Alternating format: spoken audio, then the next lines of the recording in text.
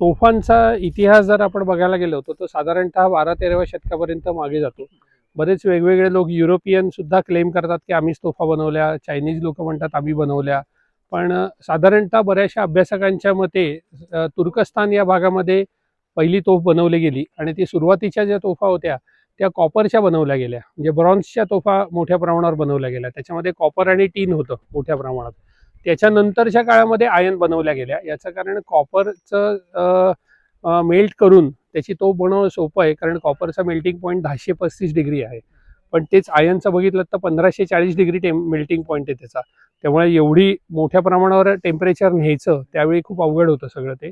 पण नंतर त्या कास्ट केल्या, म्हणजे काही मुघलांनी सुद्धा आईने अकबरीमध्ये या अशा लोखंडाच्या तोफा कास्ट केल्याचे उल्लेख आहेत.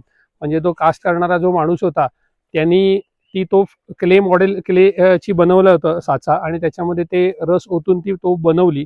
आणि ती तोफ बनवल्यावर तो क्ले मोल्ड मोडायच्या आधी त्यांनी अकबराला बोलवलेलं होतं आणि त्याच्यासमोर तो मोल्ड उघडला होता वगैरे, असे उल्लेख आईने अकबरीमध्ये येतात.